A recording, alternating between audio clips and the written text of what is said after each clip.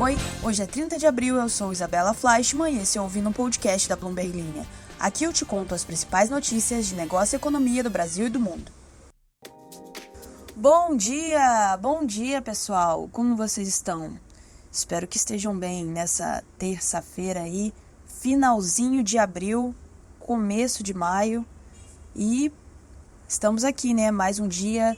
Lembrando aí que eu tô fazendo a cobertura das férias da Ana Carolina, que é a host oficial desse podcast, que se você gosta desse podcast, se inscreve aqui, porque logo menos a Ana vai estar de volta. Mas se você gosta de ouvir minha voz, vai lá no nosso podcast Sucessores, onde eu entrevisto filhos de pessoas do mundo empresarial, ou de celebridades, ou de atletas, enfim, pessoas aí reconhecidas na sociedade. Eu entrevisto os filhos dessas pessoas, os sucessores.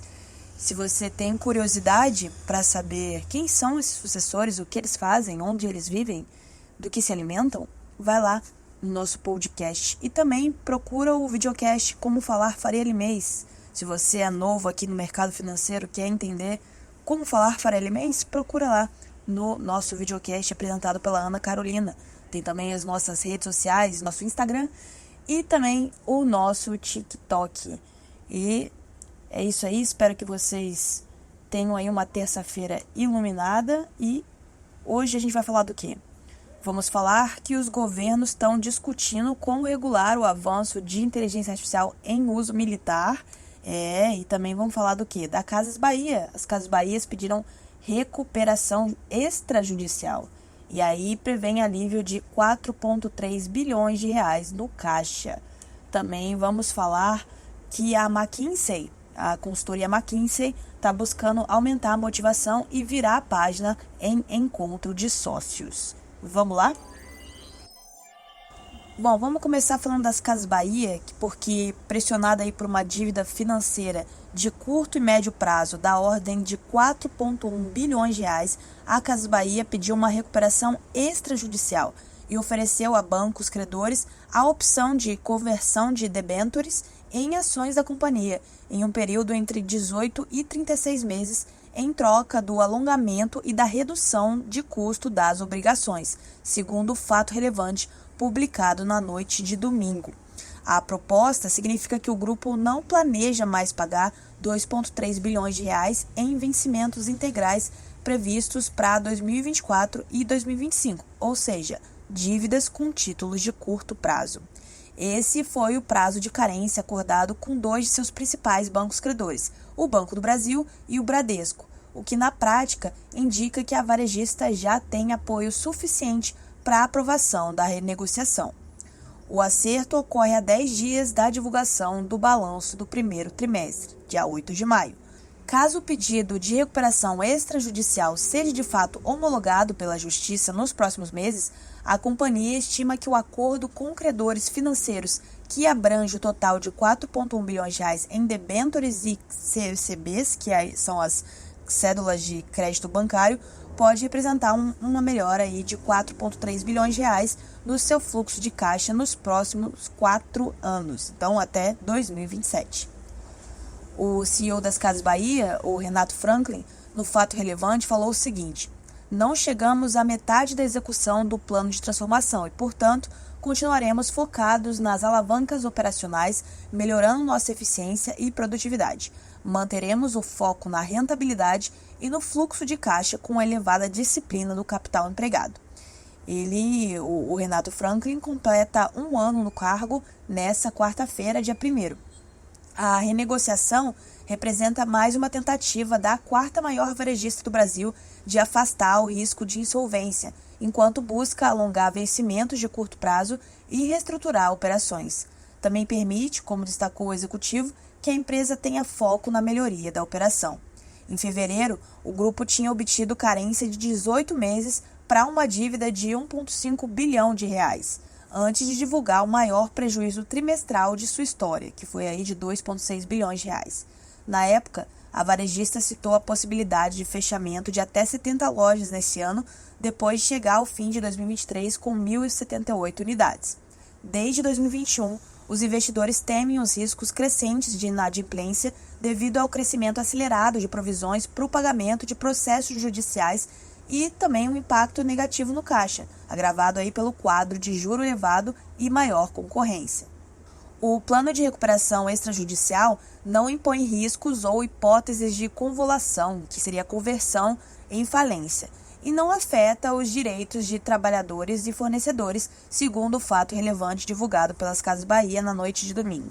O grupo lembrou que a recuperação extrajudicial não requer monitoramento das suas atividades por um administrador judicial. Esse processo extrajudicial funciona como uma alternativa para a reestruturação de empresas em dificuldades financeiras, já que ele permite uma negociação direta com os credores fora do âmbito do judiciário, oferecendo aí uma solução mais rápida do que a recuperação judicial. O pedido de recuperação extrajudicial, aprovado pelo Conselho de Administração, ocorre no momento em que o valor de mercado do Grupo das Casas Bahia está na mínima histórica, R$ 517 milhões.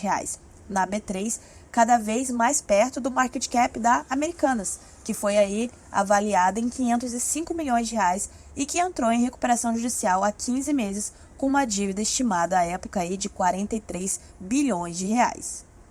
Se você quer saber mais sobre essa matéria, vai lá na bloomberglinea.com.br, matéria do nosso repórter Sérgio Ripardo.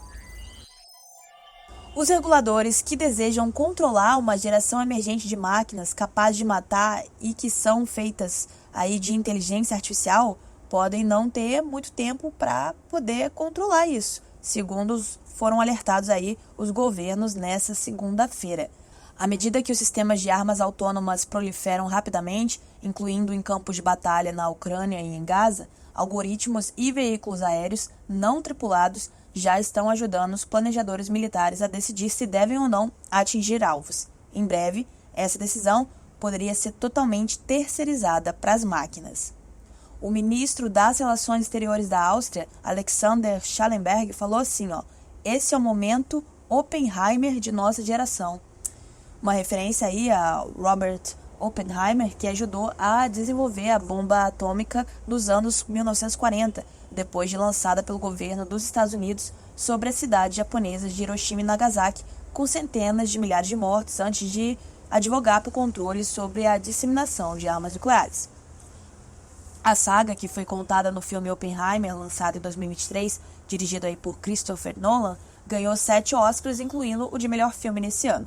Autoridades civis, militares e de tecnologia de mais de 100 países se reuniram nesta segunda-feira em Viena para discutir como suas economias podem controlar a fusão de inteligência artificial com tecnologias militares, 2 setores que recentemente animaram investidores, ajudando a impulsionar as avaliações de ações para níveis históricos. O conflito global em expansão, combinado com incentivos financeiros para empresas promoverem a inteligência artificial, adiciona desafios ao controle de robôs assassinos, segundo Jean Tallinn, que é investidor inicial na plataforma de inteligência artificial, a DeepMind Technologies, da Alphabet, a holding que controla o Google. Ele falou assim, os incentivos do Vale do Silício podem não estar alinhados com o restante da humanidade. Governos ao redor do mundo tomaram medidas aí para colaborar com empresas que integram ferramentas de inteligência artificial na defesa. O Pentágono está investindo milhões de dólares em startups de inteligência artificial. A União Europeia, na semana passada, pagou ao grupo francês Thales, gigantes da indústria de defesa e aeroespacial, para criar um banco de dados de imagens para ajudar a avaliar alvos no campo de batalha. A longo prazo, depois que a tecnologia se tornar acessível a atores, a players não estatais e potencialmente a terroristas, os países vão ser obrigados a escrever novas regras, segundo Arnoldo André Tinoco, que é um ministro das Relações Exteriores da Costa Rica. Ele falou assim, a fácil disponibilidade de armas autônomas remove limitações que garantiam que apenas alguns pudessem entrar na corrida armamentista. Agora, estudantes com uma impressora 3D e conhecimentos básicos de programação podem criar drones com capacidade de causar baixas generalizadas. Os sistemas de armas autônomas mudaram para sempre o conceito de estabilidade internacional. E a McKinsey reuniu seus sócios e ofereceu declarações otimistas, além de tocar músicas de rock e rap em Copenhague no início desse mês, na tentativa de elevar o moral durante um período tumultuado para a gigante de consultoria. O sócio-gerente global, Bob Sternfels, disse a seus colegas sócios no evento, ocorrido em meados de abril, que a McKinsey espera um bom 2024 depois dos desafios dos últimos 18 meses. Ele chamou isso de momento para virar a página, segundo uma pessoa familiarizada com o assunto, ouvida aí pela Bloomberg News. Alguns sócios da McKinsey se mostraram insatisfeitos com a forma como o escalão superior administra as percepções externas da empresa e os contínuos cortes de emprego, de acordo com outras pessoas com conhecimento da situação que pediram para não serem identificadas por discutirem assuntos particulares. A McKinsey enfrenta problemas em muitas frentes, ao passo que o setor em geral registra um abrandamento na procura de serviços de consultoria. A empresa alertou que cerca de 3 mil de seus consultores teve um desempenho insatisfatório e que precisam melhorar, e também cortou centenas de empregos na área de tecnologia e em outras divisões. No evento interno na Dinamarca, Sternfels disse aos sócios da McKinsey para exporem quaisquer preocupações ou dúvidas que tivessem sobre o que a empresa está fazendo que possa prejudicar os seus valores. A trilha sonora musical do evento incluiu uma seleção de sucessos de artista pop, incluindo o rapper americano Eminem e o cantor Bob Marley. Sternfels disse que a McKinsey ainda tem oportunidades para ajudar as empresas a resolver os seus problemas mais desafiadores e que deve procurar ser distinta naquilo que faz. Ele também tentou tranquilizar os colegas. Falou assim: essa deveria ser a nossa promessa. Não importa quanto tempo você esteja em nossa empresa, o desenvolvimento que você conseguir conosco será o melhor do que em qualquer outro lugar do planeta.